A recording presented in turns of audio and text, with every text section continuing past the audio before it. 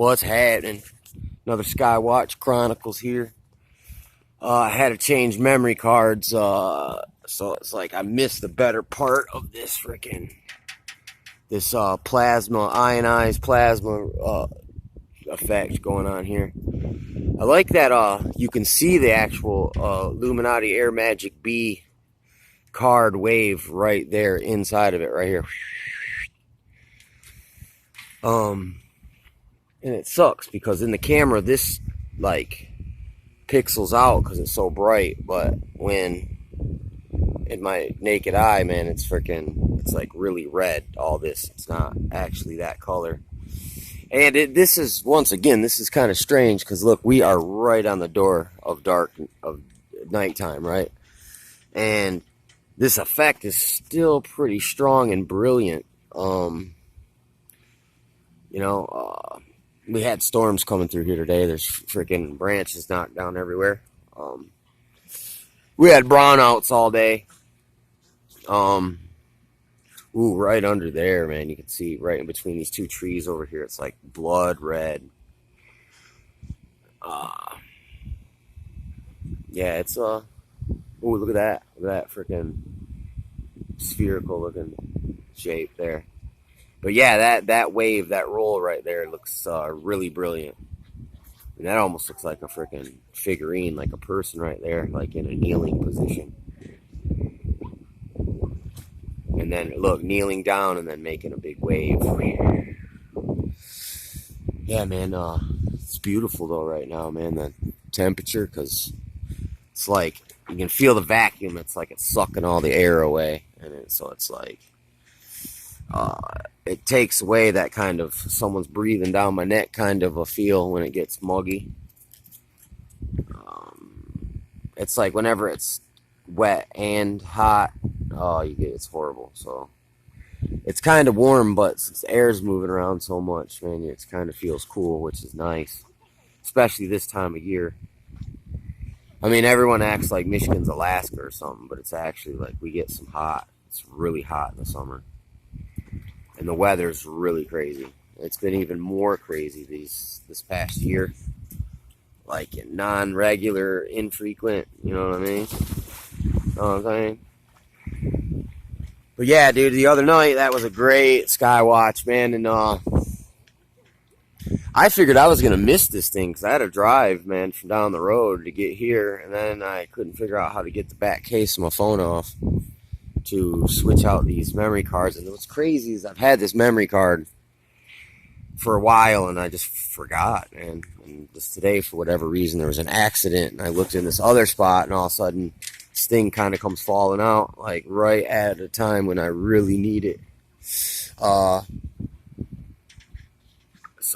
everything happens for a reason, you know, sometimes even mistakes, because a mistake is an opportunity to iron out some wrinkles. In other words, if you humble yourself about it and just look at it that way instead of getting all defeated or being all overly bored and mad, that doesn't really get anything done, you know, being overboardly mad or like frustrated at something. The more you think about it, the less you do, and actually what gets you out of it is doing something positive, like just doing something constructive to keep your mind focused on something else, something good, and it will help pull you out of the bad funk. You know, this is stuff I gotta practice routinely, because nothing gets hindered or blocked more than I in my life, mostly than one of the primary things is my YouTube videos. The other things are like, look, my relationships, that gets attacked and hindered. And also finances, man, jobs, man, like for no reason sometimes people just start giving you a freaking hard time because you're there and you're just subordinate. So they have just a position where they can kind of dump everything going wrong on you, blame you. Somebody's blaming you. And even worse than that, sometimes I've had people doing wrong then blaming me to the upper management. You know what I mean? These freaking. So, look, you know, when it comes to trying to get truth out there or documentation of the strangeness of the times, you know, and then also, you know, because without the money, man, it's not that I live for money, but without it, man, it's hard to live. And you know, people will resent you if you're too needy. You know what I'm saying? And if they resent you because you ain't got enough, well, that's just a person with too much expectations. You know what I mean? That are you know, misplaced or placed in the wrong thing. You know, it's like, you know, some expectations are good. Like, hey, it's gonna rain today, so if I go outside, I expect to get wet a little bit. To be like, I expect to stay dry even when I walk through the rain because I prayed about it this morning. I mean, that's a misplaced kind of faith. You know what I mean? So, you know, the expectations can be good and bad. It's like, you know, there's many more examples I can give of stuff like that. Like, you go in the woods and you might expect to get mauled by a bear, but just because you're in the woods doesn't mean you're going to get mauled by a bear. I mean, unless you were maybe in Alaska. I mean, there's black bears here in Michigan, but they're upstate more. So it's like, yeah, there's that term expecting the worst. I mean, and sometimes, you know, that's a method you can use to avoid future stuff, but it's still like, it's kind of can be toxic when you're always, you know, it's like when I see people that are overly cautious, man, it's like they get fixated on like death because they're so afraid of death. It makes them like kind of chicken shizzly, but at the same time, you can't go through life with no caution at all, you know. But have too much of it makes you kind of like a buzzkill, as they would say, you know, like or a downer, bummer. You know what I'm saying? You make things a bummer when you go overboard about stuff that like make mountains out of molehills. Just, you know, it's like things are sufficient as they are. You know, what it is sufficient. You don't have to exaggerate it necessarily or grandize it or justify and rationalize and all these freaking things that we do. You know, it's kind of like the programs or self-defense mechanisms that are built into our psychology, you know, from our traumatic existence here. You know, this whole world basically is controlled by trauma. The first layer of the MK Ultra is the way we are raised, and the school and the doctors and the cops and the judges and everything else, because they expect the parents to put the programming in on their own, and then they just come in, you know, and they just look at your records and they see like, oh yeah, look, broken marriage, kid's not doing well in school, he doesn't like authority, oh, he got in trouble, oh, this one right here. Programming, that's like the beta programming is like, the alpha is for you to just be a fucking good tax-paying kind of like obedient slave, but the second level of programming is for you to rebel to the point where you're basically a head in a prison, and the state makes money like $34,000 a year for you to be a prison inmate, but yet you could work a full-time minimum wage job out here and you make $10,000 less than to be an inmate.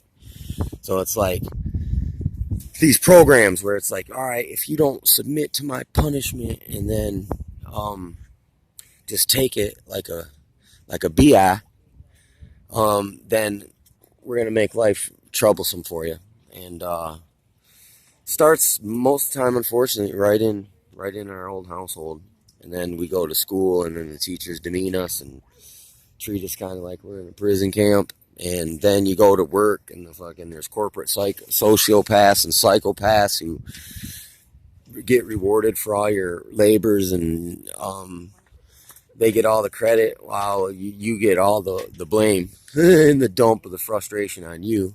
I mean, and then that's just, because you already were taught to submit and take it. We kind of just put up with it, It kind of sucks. I see the error in my ways now. In a lot of ways, in a lot of areas and aspects of my life.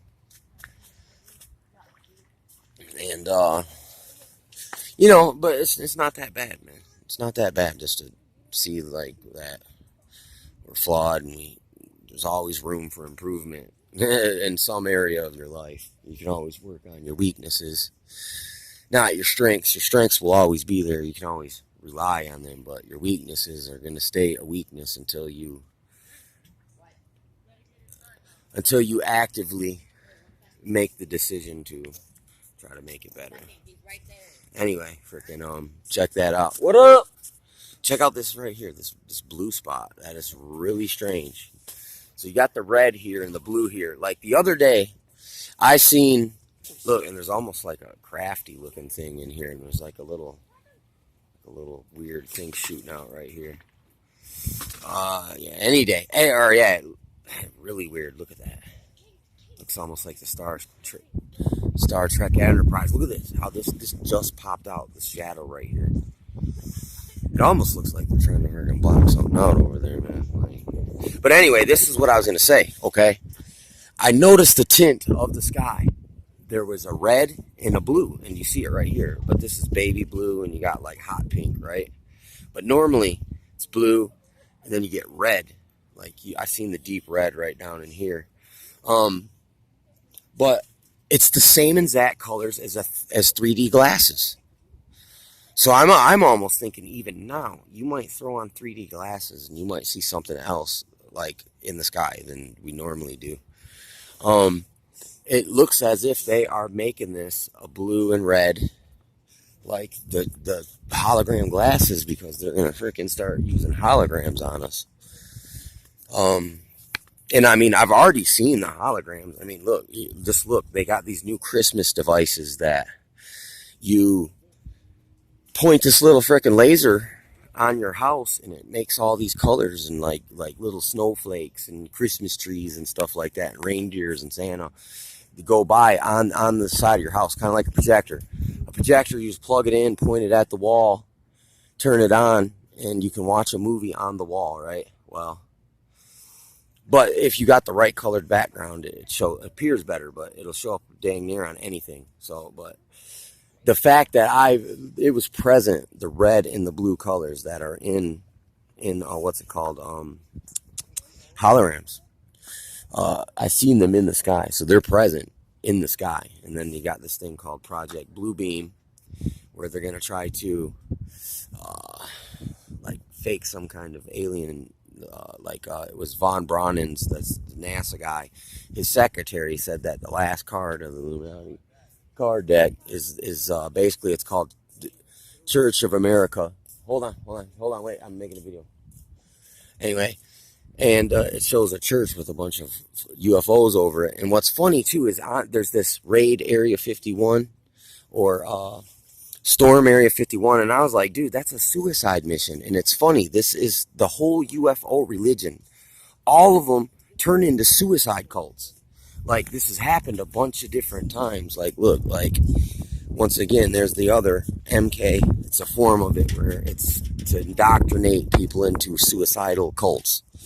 And it literally is a suicide mission. It's like suicide by cop. I mean, literally, like, freaking little turrets would pop up in Area 51 and gun any citizens down. And if that didn't work, they'd send in the troops. And the troops would gun them down until they ran out of bullets. And then literally there's bombs on deck and missiles and shit over there. So it's a suicide mission. And once again, for the fake disclosure, because Area 51 is old news, it's like they want people to partake in some kind of almost like suicide mission, and it goes to the UFO suicide cults. Anyway, man, I'm running out of time. Until next time, Skywatch Chronicles.